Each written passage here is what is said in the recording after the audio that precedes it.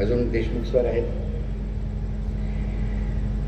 आणि आमचा अनंत आहे. तो शब्दांसोबत खेळतो, त्याचं नाव खेळकर म्हणून ठेवलं लोकांनी.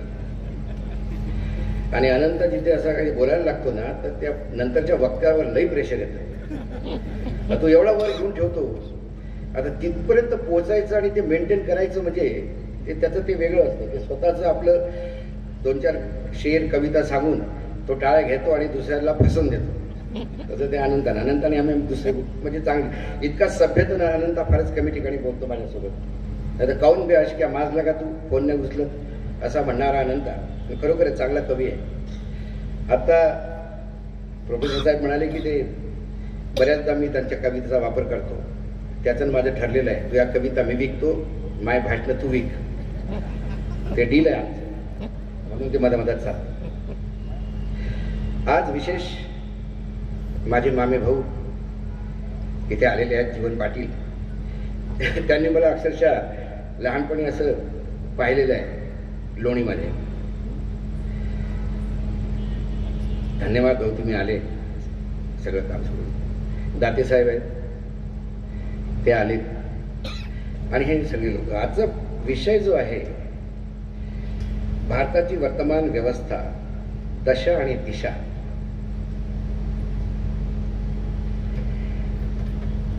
मी बोलायला सुरू केलं की लोक म्हणतात तो हा अँटी बीजेपी बोलतो. त्यांना वाटतं की संघावाल्यांचे माझं वाकडं आहे की भाजपवाल्यांचं वाकडं आहे, की याचं काय प्रॉब्लेम काय अशोक वानखेडेला. मला मोदीजी पण एक वेळा म्हणाले तुम्हाला प्रॉब्लेम क्या आहे. प्रॉब्लेम माझा नाही, माझ्या प्रोफेशनचा आहे. मी एक पत्रकार आहे आणि मला वाटतं पत्रकारांनी प्रश्न विचारले पाहिजे. पत्रकारांनी सरकारला किंवा सत्तेमधल्या लोकांना प्रश्न जर विचारले नाही तर मग ते कोणाला प्रश्न विचारतील. आणि जनतेचे प्रश्न जर पत्रकारांनी मांडले नाही तर मग तो पत्रकार कसा. कारण मी ज्या इन्स्टिट्यूट मधनं शिकून आलो पत्रकारिता, फ्री प्रेस जर्नलमध्ये, मी कुठला कोर्स केला नाही पत्रकारितेचा. पण ही गुरुकुल पद्धती जर तुम्ही म्हटली की मोठ्या पत्रकाराच्या हाताखाली तयार होऊन शिकणं, तिथे आम्हाला एकच शिकवलं जायचं की सवाल है तो उठाव और समस्या है तो लिखो. तर त्यामध्ये मी जेव्हा तयार झालो आणि आता खास करून मी 30 वर्ष दिल्लीत आहोत, पण 2014 नंतर जो मला फरक आठवतोय, दिसतोय, तो इतका ड्रॅस्टिक आहे की आता पत्रकारितेला जागाच नाही. पत्रकार नकोच, आम्हाला फक्त भाट पाहिजे. आम्हाला आमचा जय जयकार करणारे लोक पाहिजे. आणि मी तिथे फक्त पत्रकारांना दोष देत नाही, मी बरेचशा मित्रांना ओळखतो, चांगल्या मित्रांना ओळखतो की जे खरोखरच त्याच्या डोळ्यात पाणी येतं, पण करणार काय. चॅनलमध्ये नोकरी आहे, 2 लाख रुपयाचा पगार आहे, मालक जे म्हणेल ते लिहावं लागतं. आपल्याकडे आहेत प्रकाश भाऊ पण मालकच आहेत. तर मालक म्हणतो ते लिहावं लागतं, नाही तर मग नोकरी सोडावी लागते. आणि नोकरी सोडली तर मग घराची EMI, ह्या सगळ्या इतक्या भीषण त्यांच्या समोर प्रश्न उभे राहतात, समस्या उभे राहतात की मग ते खाली मुंडी घालून सगळी पत्रकारिता घरी तिजोरीमध्ये बंद ठेवून फक्त सरकार किंवा सत्तेचा जय जयकार करण्यासाठी बसतात. तर आमच्यासारखे काही पागल असतात, कारण आपल्याला काही नाही, आमचं EMI वर नाही काही आणि काही नाही. जर तुम्ही जास्त भौतिक सुखाकडे गेला तर तुम्हाला बऱ्याच ठिकाणी बऱ्याच गोष्टीचा त्याग करावा लागतो. त्यामुळे पत्रकारितेला आपण भरपूर सगळे लोक पत्रकारिता गोदी मीडिया हो गया, पत्रकारांना शिवा घालतो. पण व्यक्तिगत रूप जेव्हा आपण त्यांना मी भेटतो तो मुझे भी लगता है कि गलत वो भी नहीं कर रहे, क्या करो, किस्मत है और कुछ काम कर नहीं सकते. आम्ही आपली लायबिलिटी काहीच नसल्यामुळे, आणि माझ्यासारखे असे 10-12 लोक आहेत की जे अजूनही पत्रकारितेमध्ये कुठलाही प्रेशर न घेता काम करतात. मग त्यासाठी तुमच्या नोकऱ्या जातात, तर नोकऱ्या गेल्या. आमचे कॉन्ट्रॅक्ट होते चॅनल सोबत, कोणाला वाईट वाटतं. 2-2 लाख रुपये महिन्याला मिळतात, जाऊन 10 मिनिटं बोलायचं असतं, पुन्हा वापस यायचं असतं, जास्त पैसे पुन्हा तिचे पालक बिल मिळतं. 3-3 लाख रुपयाचं पेमेंट, 4-4 लाख रुपयाचं पेमेंट मला व्हायचं. पण ते मला माहित होतं की कधी जर असा वेळ आला हे 4 लाख रुपये नसले तर आपण काय करावं. त्यामुळे आपण पहिलेच जरूरत कमी ठेवावी आणि मग तयारीला लागावं आणि आपली एक लाईन पकडावी. आणि ती लाईन म्हणजे फक्त पत्रकारिताची. आणि ती पत्रकारिता म्हणजे आपल्याला जी वाटते ती म्हणजे पत्रकारिता हे समाज प्रबोधन. आणि मी ते आता समीर पण म्हणाला की आता प्रबोधन, मी प्रबोधनकार नाही आहे. मी फक्त देशाची दशा काय आहे सध्या हे सांगण्याचा प्रयत्न करतो. कारण मागच्या 30 वर्षापासून मी दिल्लीत आहे. खूप प्रवास करतो, सगळीकडे फिरतो.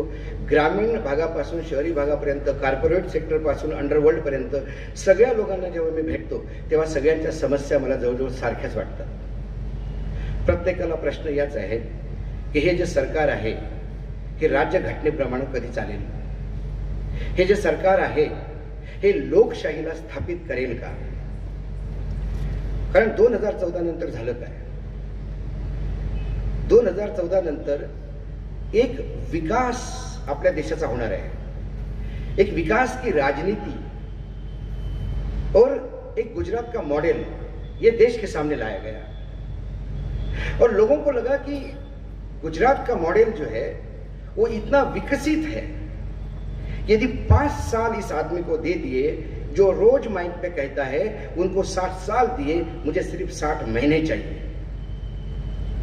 लोगों ने दिल भर के साथ दिया. उनको वोट देने वाला मैं भी था. हालांकि गुजरात की स्थिति मैं तब भी जानता था, लेकिन मुझे लगा कि गुजरात ये संपन्न राज्य है.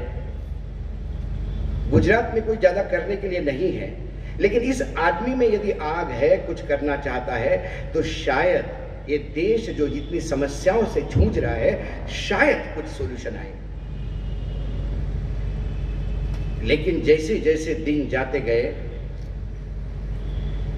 वैसे वैसे पता पड़ गया कि हमने एक भस्मासुर पाला है और वो रोज नृत्य करते हुए हर एक के सर पे हाथ रख रहा है और उस चीज को जला के भस्म कर रहा है.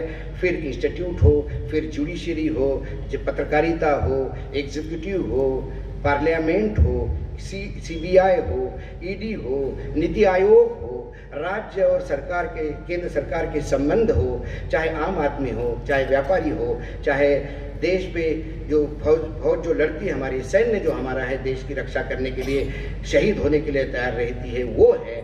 बस यहाँ एक के सर पे हाथ नहीं होता जो उसके साथ नृत्य करता है, जो उसके नृत्य के बीच में आता है, जो उसके नृत्य के ऊपर बोलता है, जो उसको सवाल पूछता है, उसे भस्म होना तय है. एक ऐसा एक माहौल इस देश में बना है. और ये मैं कोई डरा नहीं रहा हूं. मैं बार बार कह रहा हूं कि कई बीजेपी के यहाँ मित्र होंगे, उनको लगता होगा कि मैं उनके खिलाफ बोल रहा हूं, लेकिन मैं मेरे सबसे ज्यादा यदि मित्र किसी राजनीतिक दल में है तो वो बीजेपी में है. क्योंकि सत्ता के खिलाफ बोलने वाले पत्रकार को हमेशा विपक्ष हमेशा अपने नजदीक मानता है और भाजपा सालों से विपक्ष में थी, तो मेरे उनके सालों के संबंध थे. आज उन नेताओं के साथ आज भी मेरे संबंध है. फर्क इतना है कि जब सामने से आते हैं तो नमस्ते नहीं करते, व्हाट्सएप करते हैं. तेरा कुर्ता अच्छा था, लेकिन तू जानता है तुझे नमस्ते करने का मतलब क्या है. समझ गया ना. ये व्हाट्सएप आता है. मैं पूना में एक उद्योगपति के यहाँ गया, नाम लेना नहीं चाहता, फंस जाएगा बेचारा. एक मोहन पाटिल करके सांगली का एक आदमी है जो दुबई में स्ट्रगल करने के लिए गया और उसके बाद वहां के शेख के परिवार के किसी प्रिंस के साथ पार्टनरशिप में उसने गोल्ड रिफाइनरी शुरू की. बहुत अच्छा काम चल रहा है, इंपोर्ट एक्सपोर्ट करता है खूब. और वो मेरी पत्रकारिता का दीवाना है, तो वो पूना में आया हुआ था दुबई से. उसको पता मैं पड़ गया कि मैं आया, तो मुझे मिलने गया. तो बोले एक मेरे मित्र है, बहुत बड़े उद्योगपति है, उनके पास चलना है आपको लेने. तो वो उसको मेरे को लेके गया उस उद्योगपति के यहाँ. जब मैं उद्योगपति के पास गया तो उसने बेचारे ने न्यूज में मुझे देखा नहीं होगा या न्यूज देखता नहीं होगा, उसने भी वो पुणे की पगड़ी पहनाई, अपनी एक किताब भेंट की, बड़ा स्वागत किया. उसको लगा मोहन लाया होगा तो बड़ा ही आदमी होगा दिल्ली का. उस स्वागत के बाद मैं वापस पत्रकार संघ में आया तो आधे घंटे बाद उनका फोन आता है, अशोक जी बहुत अच्छा लगा आप मेरे यहाँ आए, एक बार फिर धन्यवाद देने के लिए फोन किया.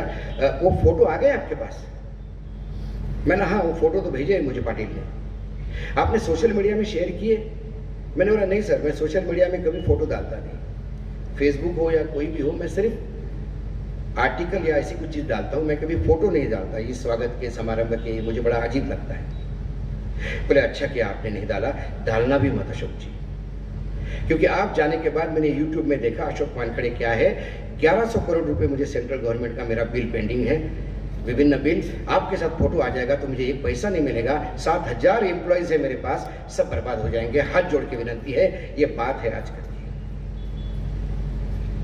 स्मृति ईरानी, उनके मेरे पुराने संबंध, जब भी मिलते थे हंसी मजाक करते थे, बात करते थे। एक दिन यूपी के चुनाव हुए, यूपी के नतीजे आ गए। यूपी के चुनाव के नतीजे आने के बाद मैं एबीपी पे बैठा था, तो वो सामने बैठी थी, सामने आई वो भी वैन पे, और जैसे ही मुझे देखा तो बोला काय भाऊ मजा आली की नाही, जिंकलो की नाही आम्ही? मी म्हटलं यार अभिनंदन तुझं, तू म्हणालीस आणि जिंकलो. ती माझ्यासोबत मराठी बोलली. त्यानंतर एक बंगाली होते, ते बंगालीमध्ये बोलले, तिने बंगालीमध्ये उत्तर दिलं. म्हणे कोणी पंजाबी आहे का? मी पंजाबी पण बोलते. सगळे हसले आणि मग प्रश्न उत्तर सुरू झाली.